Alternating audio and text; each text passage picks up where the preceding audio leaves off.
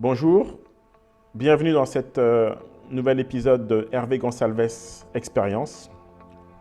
Aujourd'hui, nous avons comme invité Vic Verdier. Vic Verdier, je vous le présente un petit peu, est un ancien commando marine français. Il vit aux États-Unis. Il est donc instructeur de plongée sous-marine, instructeur de combat.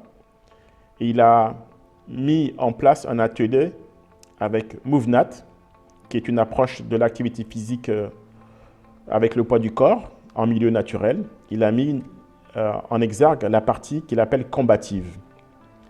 Et cette partie est très intéressante puisque lors de ce stage de 2 jours sur Paris, il a mis l'accent sur le fait que face à une confrontation dans la rue, l'impact du stress sur notre physiologie et sur notre mental réduisait la capacité des coordinations fines de nos mouvements. Donc, le stage s'est déroulé essentiellement en 3 parties, c'est-à-dire le pré-conflit, le post-conflit et, au milieu, l'intra-conflit.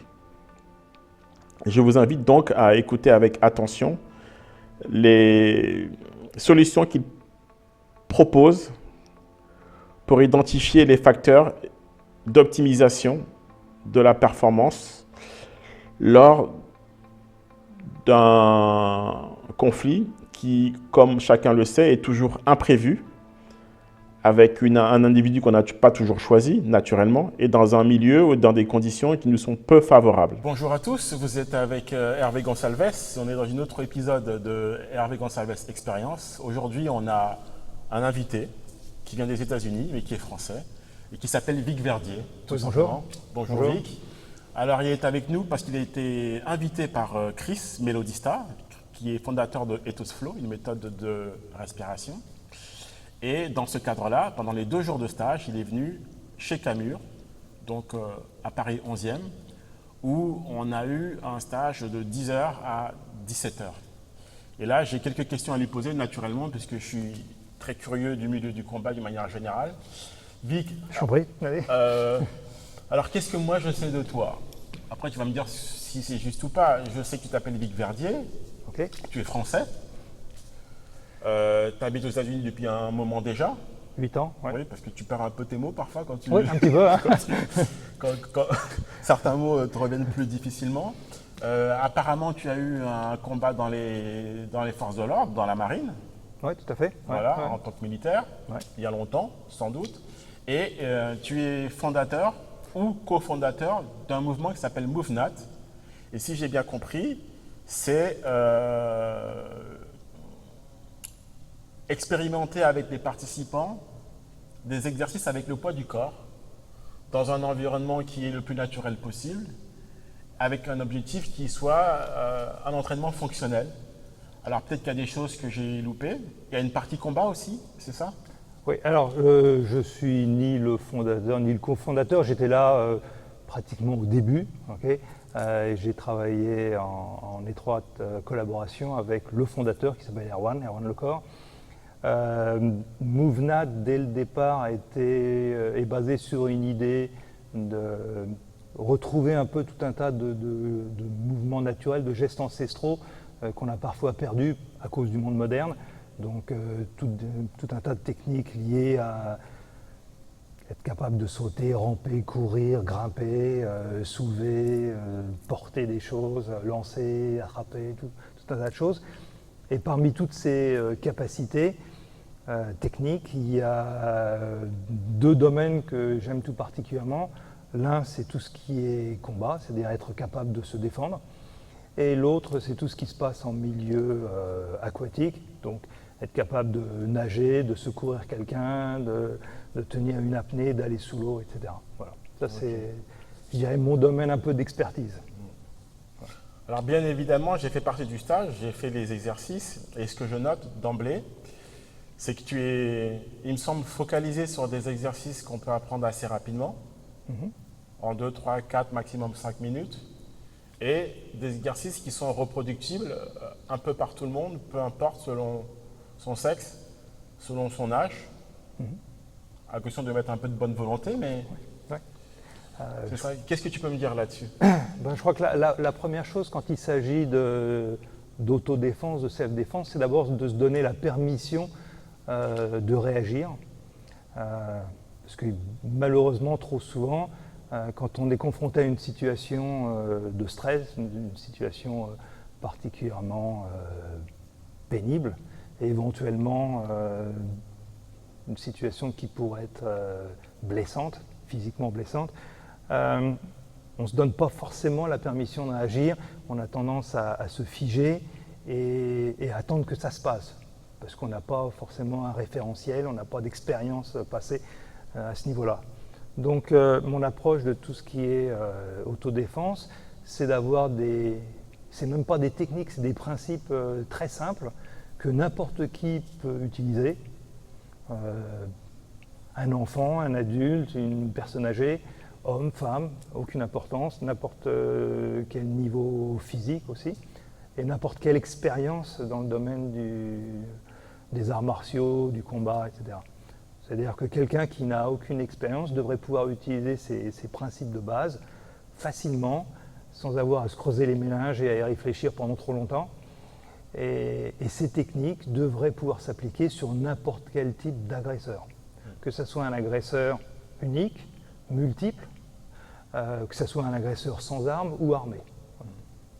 Ce que j'ai noté durant ce stage, c'est que tu as bien défini les principes qui sous-tendent des exercices que tu nous as fait faire et la technique. Et de ce que j'ai compris, la technique demande un peu plus de temps. Tout à fait. Et les principes peuvent se faire sous des formes variées selon la personne qui l'utilise et de manière un peu plus spontanée. Est-ce que tu veux dire par là que très souvent, l'approche académique ne tient pas compte du stress physiologique qu'on peut avoir lors d'une confrontation? C'est toujours un petit peu le risque dans n'importe quel sport ou dans n'importe quelle discipline. À un moment donné, parce qu'on se concentre sur les techniques, on a parfois tendance à oublier un petit peu la réalité. Okay, et la réalité, c'est le chaos, la réalité, c'est énormément de stress, la réalité, c'est l'élément de surprise, la réalité, c'est le fait qu'on ne s'y attend pas, quelque chose d'inconcevable nous arrive, et on n'a pas forcément la capacité à puiser dans tout un panier rempli de techniques, la technique qui va correspondre à cette situation. Donc mon approche, c'est plutôt de dire, au lieu d'avoir tout un tas de techniques, on va essayer d'utiliser des concepts simples qui peuvent s'appliquer à la plupart des situations. Est-ce que qu'est-ce que tu retrouves comme erreur le plus commun dans les pratiques, soit dans les arts martiaux, soit dans la self-défense, soit dans le sport de combat? Mais on est, je pense, dans une approche de self-défense. Oui, tout à fait. Quelles sont les erreurs dans la pratique que tu vois le plus souvent? C'est un petit peu ça, c'est être un petit peu déconnecté de la réalité. C'est d'oublier que les techniques qu'on enseigne, on les enseigne, mais elles seront appliquées dehors, dans la rue, entre deux voitures, avec un poteau d'un côté, un abribus de l'autre côté, et que tout ce qu'on a pu répéter dans une salle, dans un dojo où tout est facile et aseptisé, ne s'applique pas forcément dehors. C'est aussi de se rendre compte que l'agresseur ou les agresseurs, ils ne sont pas toujours très coopératifs, malheureusement. Okay. Ils sont parfois beaucoup plus forts, beaucoup plus costauds, beaucoup plus gros, beaucoup plus grands, beaucoup plus rapides que ce qu'on peut espérer d'un partenaire. Et puis aussi le fait que ces agresseurs, ils sont aussi pleins de surprises. Ils peuvent sortir une arme. Ils sont aussi pleins de surprises dans le fait qu'ils portent des vêtements qui ne correspondent pas forcément à la façon dont on avait prévu d'utiliser une technique particulière. Donc il faut une capacité d'adaptation qu'on n'a pas forcément quand la technique qu'on a apprise est trop rigide. Voilà. Donc je dirais que c'est peut-être l'erreur principale qu'on voit parfois, c'est ce manque d'adaptivité. Je ne sais pas si ça existe, d'adaptivité, voilà, tout à fait. Et le fait qu'on devrait pouvoir réagir à n'importe quelle situation avec les techniques les plus simples possibles, sans avoir à y réfléchir trop longtemps. C'est sans avoir à y réfléchir trop longtemps, est-ce que tu aurais un exemple d'exercice à donner comme conseil à des pratiquants de self-défense, sachant qu'avec toi, on a vu les défenses debout, les défenses au sol, les défenses contre de multiples opposants. Donc tu couvres un large gamme. Ce que j'ai constaté, c'est que tu nous as fait expérimenter aussi une attitude mentale qui est très importante, qui même peut-être précède tout principe ou toute technique. Ok, alors, tout à fait d'accord. Alors, je pose la question de manière un peu innocente. Si je te demande un exercice, est-ce que c'est un exercice que je dois pratiquer? Qu'est-ce que je dois faire? Il y a un exercice qui, à mon avis, est plus important que n'importe quoi d'autre. Quand on parle d'autodéfense, on a tendance à se dire « tiens, je vais me battre, il faut que je sache utiliser mes poings, mes pieds, mes genoux, mes coudes, il faut que je sache telle ou telle technique ». En réalité, à mon avis, l'exercice le plus important, la technique la plus importante, c'est d'être capable d'ouvrir ses yeux, d'observer autour de soi et d'anticiper éventuellement le problème. Okay, y a un vieil adage qui dit qu'on a gagné tous les combats qu'on n'a jamais combattus. Okay, et que par conséquent, si on veut éviter de mauvaises surprises, le fait de ne pas être plongé dans son téléphone quand on marche dans la rue, le fait de regarder un petit peu ce qui se passe autour de soi, ça peut éviter tout un tas de situations critiques. Voilà. Donc s'il y a un exercice à pratiquer, oui, c'est un exercice qu'on peut pratiquer tous les jours, à chaque fois qu'on est dehors, ouvrir les yeux, regarder autour de soi. Bien. Dans cette même logique, tu as une carrière quand même, tu es resté dans le domaine de l'activité physique et tu as fait bien d'autres choses que chacun découvrira, on mettra ton lien. D'accord. Avec le recul, en sachant tout ce que tu sais maintenant, quel conseil tu pourrais donner et qu'est-ce que tu aurais aimé faire plus tôt? Avec le recul, tu as dû perdre du temps un peu comme tout le monde, à tâtonner un peu à gauche et à droite, etc. On tâtonne toujours et je continuerai à tâtonner, je continuerai à apprendre d'autres choses et je pense que c'est ton cas et c'est le cas de tout instructeur en règle générale. On essaye de se perfectionner dans son domaine et on essaye de découvrir de nouvelles techniques, de nouvelles idées et je ne peux pas penser à quelque chose que j'aurais aimé connaître plus tôt. Mais j'espère continuer à découvrir d'autres choses par la suite. Les stages que je donne, que ce soit combatif ou n'importe quel autre stage, c'est des stages qui évoluent constamment. Ce n'est pas un curriculum un contenu qui est figé, c'est un contenu qui est différent presque à chaque stage. Le stage que j'ai pu faire ce week-end, c'était une initiation qui était basée sur la logistique, basée sur les participants, et basé sur un certain nombre de principes que j'avais envie de partager.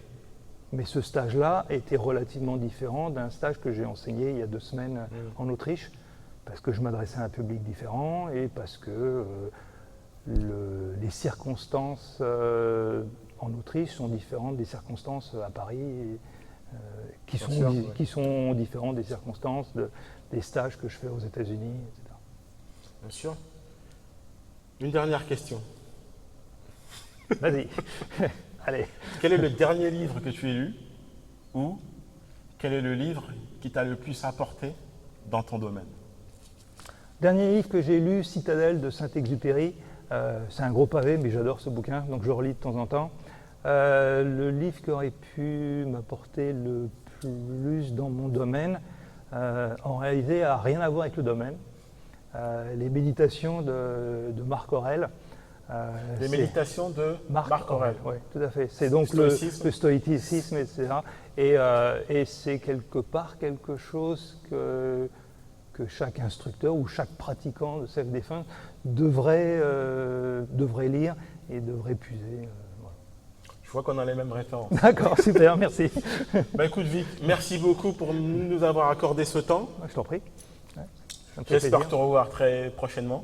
Oui, moi aussi. Et tu es un grand ami à Chris, je crois. Et merci à lui de nous avoir fait découvrir ta pratique et surtout ta vision.